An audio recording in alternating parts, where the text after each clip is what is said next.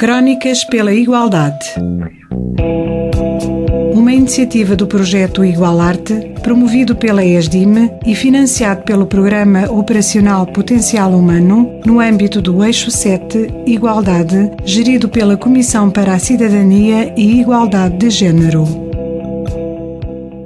Manuela Florencio é professora na Escola Secundária de Castro Verde e mestrada em Linguística, do qual resultou o livro O Dialeto Alentejano. Numa sociedade em que os centros de decisão política são maioritariamente representados no masculino, Manuela Florencio já perdeu a conta aos anos que se passaram na qualidade de Presidente de Junta.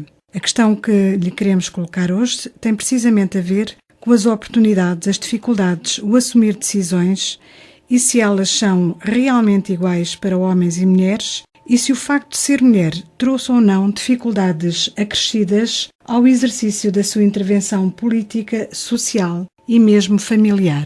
Nascer mulher, na minha opinião, é nascer com dificuldades acrescidas, dificuldades acrescentadas.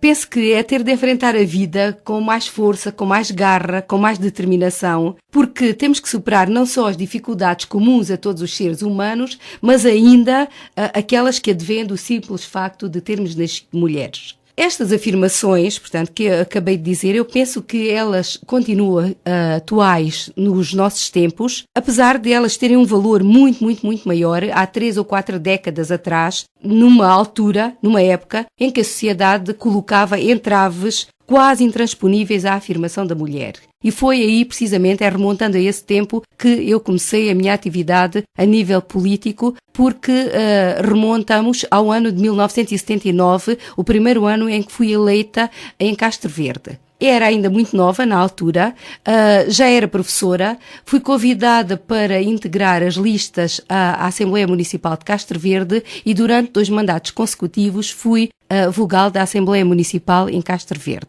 Foi uma época difícil a todos os níveis, conforme disse, os entraves eram muitos, as dificuldades a vencer também eram grandes. No entanto, ia conseguindo conciliar nessa altura a minha intervenção política, até porque estávamos num órgão deliberativo, também com a intervenção a nível familiar. Casei com 18 anos e tive filhos com 20 anos de idade, portanto tinha duas crianças nessa altura e paralelamente fui desenvolvendo sempre a atividade de professora e ainda os meus estudos de licenciatura e posteriormente de mestrado.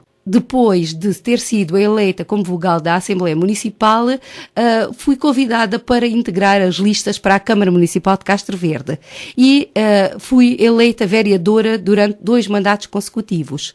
Portanto, para quem me conhece atualmente como Presidente da Junta de Freguesia de Castro Verde, já há vários mandatos, eu passei primeiro como vereadora pela Câmara Municipal. Penso que, conforme disse no início, que é necessário muito mais força, muito mais garra para poder conciliar todas estas facetas da minha vida, digamos, a minha parte pessoal com a profissional e também com a parte política. Naturalmente que tive que abdicar de muito, ainda hoje falava com os meus alunos precisamente nessa situação. Houve muitos fins de semana que não pude aproveitá-los porque estudava durante os fins de semana, houve muitos momentos, portanto, que poderiam ter sido de lazer e que não foram.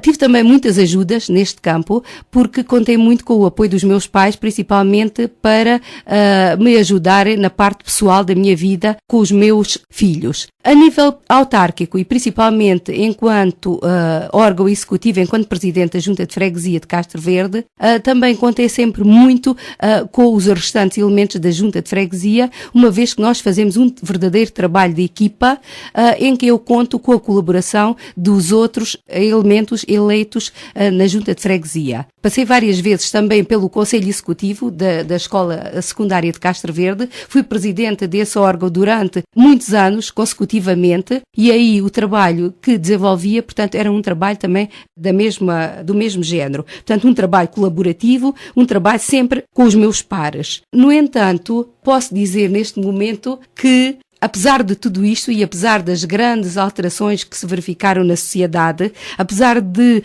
a mulher não depender do homem tanto como dependia antigamente, os homens, parafraseando o grande pensador uruguaio Eduardo Galeano, que ainda ontem à noite passou uma reportagem dele na rádio, na RTP2, ele diz que os homens continuam a dominar o mundo. E é um facto que isso acontece. E isso vê-se, portanto, a todos os níveis, principalmente nos níveis superiores, nas hierarquias das grandes empresas, na vida política, conforme foi referido, em que o número de mulheres eleitas é sempre muito, mas muito, muito inferior ao número dos homens que estão no poder.